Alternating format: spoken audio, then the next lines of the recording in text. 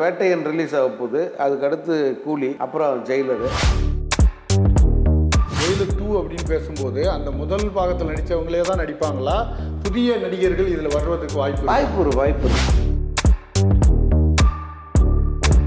இப்போ ஜெயிலர் 2 கதை எப்படி தொடங்கும்? இப்போ அதிகாரப்பூர்வமான அறிவிப்புலாம் எப்போ வரும்? ஆனால் பொதுவாக அந்த 2னாவே இப்போ பயமாக இருக்குது தமிழ் சினிமாவில். இப்போ இந்தியன் 2 நீங்கள் தோத்துருச்சுன்னு சொல்கிறீங்களா பீஸ்ட்டு, இந்த பீஸ்ட்டு கூட ரெண்டாம் பாக கதை இருக்குது என்கிட்ட அப்படின்னு அது சொல்லியிருந்தேன். மகிழ்ச்சியான ஒரு தருணங்கள் ரசிகர்களுக்கு இருக்கு. இந்த வீடியோவை உங்களுக்கு வழங்குபவர்கள் Paces Pay, secure digital payments with multiple features and great success rate. வணக்கம். இன்றைய சந்திப்பில் நம்முடன் இணைந்திருப்பவர் பத்திரிகையாளர் எஸ். சங்கர் அவர்கள். வணக்கம். வணக்கம் புத்தன். ஜெயிலர் 1 நம்ம பேசாத விஷயங்கள் இல்லை அப்படின்னு நம்ம சொல்லலாம். ஆமாம், அந்த அளவுக்கு நிறைய தகவல்களை நேயர்களுக்காக நம்ம கொடுத்துருக்கோம். இப்போ ஜெயிலர் 2 பற்றியான தகவல்கள் ஒன்றா வர தொடங்கியிருக்கு. என்ன நடக்குது, எப்போ அதை ஸ்டார்ட் பண்ண போகிறாங்க? ஜெயிலர் 1 அதாவது முதல் பாகம் இது 2023 ரிலீஸ் ஆச்சு. ஆல்மோஸ்ட் அந்த வருஷமே ஜெயிலர் வருஷம் அப்படின்னு தான் சொல்லணும். அந்த ஆண்டு வெவ்வேறு படங்கள், பெரிய படங்கள்லாம் ரிலீஸ் ஆனால் கூட இந்த ஜெயிலர் தான் மிக முக்கியமான படமாக இருந்தது. தமிழ் சினிமா மட்டும் இல்லை, தமிழ் சினிமா, தென்னிந்திய சினிமா தாண்டி இந்திய சினிமாவே ஆச்சரியமாக பார்த்து இதுன்னா ஜெயிலர் வசூலை தான். நம்ம ஏற்கனவே சொல்லியிருப்போம், அந்த இந்திய சினிமா மல்டிப்ளெக்ஸ் தேட்டர் ஓனர்ஸ் இருக்காங்களா, அவங்க ஒரு அறிக்கையை வெளியிட்டாங்க. நாங்கள் இந்த 100 வருஷத்தில் பார்க்காத ஒரு பூம், ஒரு எழுச்சியை இந்த ஒரு படத்தில் நாங்கள் பார்க்குறோம்.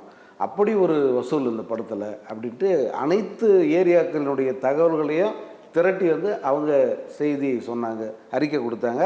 இதை வட இந்திய பத்திரிகைகள் ஒரு முழு பக்க செய்தியாக போட்டாங்க.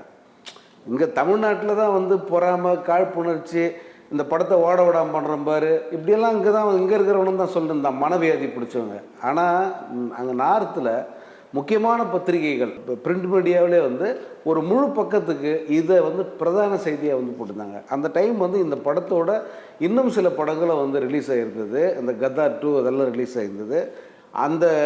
அந்த படங்களும் இந்த படமும் எந்த அளவுக்கு கான்ட்ரிபியூட் பண்ணுச்சு அப்படின்னு ஒரு தகவல் சொல்லியிருந்தாங்க. அந்த படங்களெல்லாம் ஒரு 20% பங்களிப்புன்னா இந்த ஜெயிலர் தான் 80% வசூல் எடுத்திருந்தது. அந்த அளவுக்கு மிகப்பெரிய ஒரு வெற்றி படம். அது அண்டை மாநிலங்கள் எல்லாத்துலேயுமே சாதனை படைச்சிருச்சு. இது தமிழை விடுங்க, தெலுங்கு, மலையாளம், கன்னடம், இது கேரளா, இது எல்லா ஊர்லேயுமே இந்த படம் மிகப்பெரிய வசூலை குவிச்சுது. இந்த ரீஜனல் லாங்குவேஜில் வெளியான படங்களில், அதாவது டப்பிங் படங்கள்லையே இவ்வளோ வசூல் எடுத்த படம் எதுவுமே இல்லை அப்படின்னு எல்லாருமே டிக்ளேர் பண்ணாங்க. ஒரு காட்சியில் இந்த சிவராஜ்குமார் கூட ஒரு முக்கியமான இடத்துக்கு வந்தார். அவர் என்ன ஒரு 3 நிமிஷம் வந்திருப்பார் அவர். ஆனால் அவருக்கு மிகப்பெரிய ஒரு பேர் கிடச்சிது. அதே போல் கன்னடத்தில், அதே மாதிரி தெலுங்குல ஒரு நேரடி தெலுங்கு இல்லாத ஒரு படம், ஒரு தமிழ் படம் டப்பாகி தெலுங்கானாவிலையும் ஆந்திராவிலையும் 100 கோடிக்கு மேலே சம்பாதிச்சதுன்னா அது இந்த ஜெயிலர் மட்டும்தான். அதனால் எல்லாத்துலேயுமே ஒரு முத்திரை பதிச்ச ஒரு படம். அதனால் இது ஆரம்பத்துலேருந்தே இந்த படத்துக்கு சீக்வல், இதனுடைய அடுத்த பாகம் இருக்கா அப்படின்ற கேள்வி இருந்துக்கிட்டே இருந்தது. அப்போது ஒரு பேட்டியில் அவர் நெல்சன் கொஞ்சம் சட்டையராக கிண்டலாக சொன்னார், ஏங்க இந்த படத்துக்கு மட்டும் கேட்குறீங்க, நான் எடுத்த எல்லா படத்துக்குமே எங்கிட்ட சீக்வல், 2ஆம் பாகத்துக்கான கதை இருக்குது அப்படின்னாரு. என்ன சார் சொல்கிறீங்க அப்படின்னா, உண்மையிலே இருக்குது. இப்போ கோலமாவு கோகிலை எடுத்துக்கிட்டால் நீங்கள் படத்தோட கிளைமேக்ஸை பாருங்கள், 2ஆம் பாகத்துக்கு லீடு இருக்கா இல்லையா. இப்போ நீங்கள் தோத்துருச்சுன்னு சொல்கிறீங்களா பீஸ்ட்டு, இந்த பீஸ்ட்டு கூட 2ஆம் பாக கதை இருக்குது எங்கிட்ட அப்படின்னு அவர் சொல்லியிருந்தார். அப்புறம் கொஞ்ச நாள் போன பிறகு பார்த்தீங்கன்னா நெல்சன் புதுசாக எந்த ப்ராஜெக்டுமே ஒத்துக்கலை, அமைதியாகிட்டார். இவ்வளோ பெரிய ஒரு வரலாற்று ரீதியான ஒரு வெற்றின்னு வச்சுக்கலாம். அதை அவ்வளோ பெரிய சாதனை படைச்ச ஒரு படத்தை கொடுத்துட்டு எப்படி ஒருத்தர் சும்மா இருக்க முடியும்? அவருக்கு எவ்வளோ பெரிய பெரிய ஆஃபர்லாம் வந்திருக்கும், எவ்வளோ பெரிய நடிகர்லாம் அவரை அணுகியிருப்பாங்க, இருந்தும் அமைதியாக இருக்கார். ஏன் அப்படின்னா அப்போ தான் இந்த செய்தி கசிஞ்சுது. அது 2ஆம் பாகம் தயாராகுது, அதற்கான வேலைகளில் அவர் இருக்கார். அமைதிக்கு காரணம் ஜெயிலர் 2 ஸ்கிரிப்ட் தான். ஆமாம், அதை எழுதுகிற வேலைகள். அப்போ அவர்கிட்ட திரும்ப திரும்ப கேட்டுக்கிட்டே இருந்தாங்க. அப்போ ஒரு கட்டத்தில் என்ன பண்ணிட்டாருன்னா, ஒரு மறைமுகமாக இப்படி ஒரு ப்ராஜெக்ட் நாங்கள் பண்ண போகிறோன்றதை அவர் ஒத்துக்கிட்டார். இது நானும் நீங்களும் சொல்ல வேண்டியது இல்லைங்க, இது வந்து தயாரிப்பு நிறுவனம் தான் முறைப்படி அறிவிக்கணும், அது வரைக்கும் வெயிட் பண்ணுங்கன்ட்டார். ஸோ அங்கேயே வந்து இந்த 2ஆம் பாகம் இருக்குன்றது உறுதியாயிடுச்சு. அதன் பிறகு பார்த்தீங்கன்னா இந்த படத்தில் நடிக்கக்கூடிய நடிகர்கள் ஏற்கனவே முதல் பாகத்தில் நடித்தாங்க இல்லையா, அதில் வந்து பலர் திரும்ப இந்த 2ஆம் பாகத்தை தொடர்றாங்க. அந்த நடிகர்கள்லாம் இதில் கமிட் ஆகியிருக்காங்க, அக்ரிமெண்ட் சைன் பண்ணியிருக்காங்கல்ல, அவங்க வந்து வாய் தவறி பல இடங்களில் வந்து சொன்னது இல்லை, அவங்க சொல்லக்கூடாது இல்லை, ஆனால் சொல்லக்கூடாது, பட் எக்ஸைட்மெண்ட்டில் வந்து சொல்லிடுறாங்க ஜெயிலர் 2 வருது அதில் பாருங்க அந்த மாதிரி. அப்படி வந்து அண்மையில் 2 பேர் அந்த படத்தில் நடிக்கிற 2 பேர் வந்து அந்த செய்தியை உறுதிப்படுத்துனாங்க. அது வந்து 100% அஃபிஷியல் அப்படிங்கிற மாதிரி தான் அந்த சன் பிக்சர்ஸ் தரப்பு தான் அவங்க தான் சொல்லலை.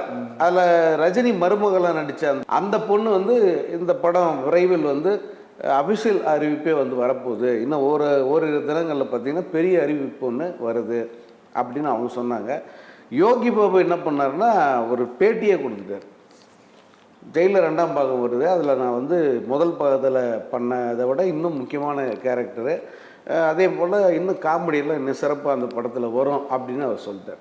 இப்போ நம்ம ஜெயிலர் 2 அப்படின்னு பேசும்போது அந்த முதல் பாகத்தில் நடித்தவங்களே தான் நடிப்பாங்களா, புதிய நடிகர்கள் இதில் வர்றதுக்கு வாய்ப்பு இருக்குது. இதில் வந்து வேறு செட்டப் நடிகர்களை கூட நடிக்க வைக்கலாம். இப்போ உதாரணத்துக்கு பார்த்தீங்கன்னா பாலகிருஷ்ணா அதில் வந்து நடிக்கிறாரு அப்படின்னு ஒரு தகவல் வருது. நீங்கள் யோசிச்சு பாருங்கள், பாலகிருஷ்ணா ரஜினி படத்தில் ஒரு முக்கியமான ரோல் பண்ணுறாருன்னா அந்த ஆந்திரா தெலுங்கானாவில் பாக்ஸ் ஆஃபீஸ் ரிப்போர்ட் எப்படி இருக்குன்னு யோசிச்சு பாருங்க.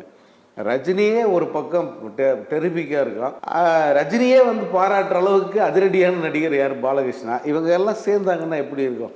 அதனால் வேற இன்னொன்று, நெல்சனை பொறுத்த வரைக்கும் இந்த பட வெற்றிங்கிறது அவர் கெரியர்லேயே பெருசு. இப்போ அடுத்த படம் எப்படி கொடுக்கணும், பாகுபலி 1 எப்படி சக்ஸஸ் ஆச்சு, KGF 1 எப்படி சக்ஸஸ் ஆச்சு, அதை விட 3 மடங்கு பெரிய சக்ஸஸ் 2ஆம் பாகம். பாகுபலி 1 800 கோடி சம்பாதிச்சுன்னா பாகுபலி 2 2500 கோடி சம்பாதிச்சுது. ஸோ 3 மடங்கு பெருசு. அந்த ரேஞ்சுக்கு இந்த படத்தை கொடுக்க வேண்டிய கட்டாயம் அவருக்கு வந்துருச்சு. ஆனால் பொதுவாக அந்த 2னாவே இப்போ பயமாக இருக்குது தமிழ் சினிமாவில். தமிழ் 2 வந்து ஒரு தவறான ஒரு இதை ஏற்படுத்திட்டு இல்லை புதன், தமிழ் சினிமா தான் அதுக்கு பயப்படுது. ஆனால் இந்திய சினிமாவில் குறிப்பாக தெலுங்கு கன்னடத்தை பாருங்கள், அவங்க ரொம்ப கான்ஃபிடெண்ட்டாக வந்து 2 பார்ட் 3 பார்ட் விடுறாங்க. இப்போ கல்கி வந்து அது ஓடுமா ஓடாதான்னு சந்தேகத்திலே பார்த்தாங்க, ஆனால் அந்த படம் வெளியாகி 1300 கோடி தாண்டிடுச்சு. இப்போ 2ஆம் பாகம் அதை விட இன்னும் சிறப்பாக இருக்குன்னு சொல்கிறாங்க. யோசிச்சு பாருங்க அப்போ அதோட வசூல் எப்படி இருக்குன்ட்டு.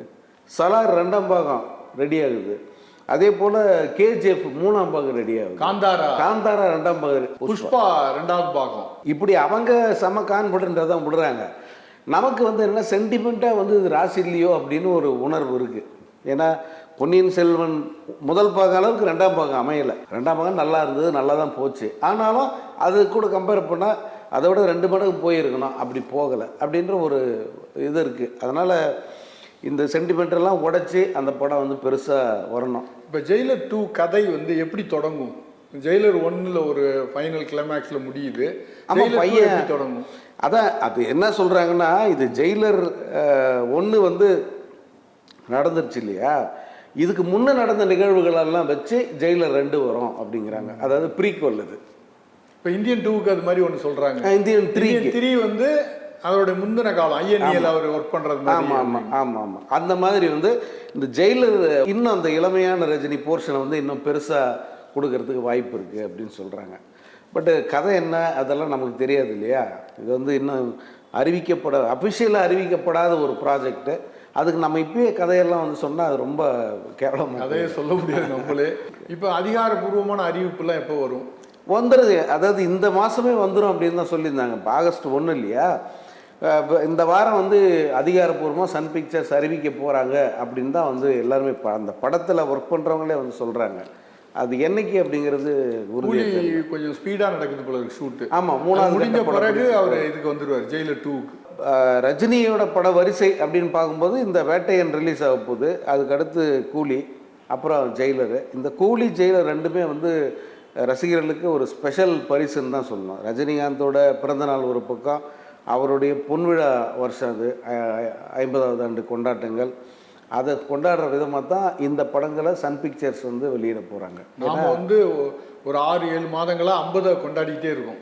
ஒரு வருஷமாச்சு. ஒரு வருஷமா நம்ம ரஜினி 50 ஆரம்பிச்சு ஒரு வருஷம் ஆச்சு. ஆல்மோஸ்ட் வந்து அந்த இறுதி கட்டத்துக்கு வந்திருக்கோம். அங்கே எப்படின்னா இப்போ இந்த 2025 முழுசாக வந்து சன் பிக்சர்ஸ் டேக் ஓவர் பண்ணிக்கிறாங்க. அவங்க இந்த கூலியை ரிலீஸ் பண்ணுறது அல்லது ஜெயிலர் ரிலீஸ் பண்ணுறது, ரஜினிக்கு அந்த பொன்விழா ஆண்டு கொண்டாட்டங்கள் அந்த விழா நடத்துறது, இது எல்லாமே வந்து சன் பிக்சர்ஸ் கைக்கு போயிடுச்சு. மகிழ்ச்சியான ஒரு தருணங்கள் வந்து ரசிகர்களுக்கு இருக்கு. ஆமாம், நிறைய செய்திகள், நிறைய சொல்கிறதுக்கு நிறைய விஷயங்கள் வந்து அந்த வருஷம் இருக்குது. மீண்டும் பேசுவோம். நன்றி, வணக்கம். வணக்கம். இந்த வீடியோ உங்களுக்கு பிடிச்சிருந்தா லைக் பண்ணுங்க, ஷேர் பண்ணுங்க, கமெண்ட் பண்ணுங்க. மறக்காம OH சினிமா சேனலுக்கு சப்ஸ்கிரைப் பண்ணுங்க.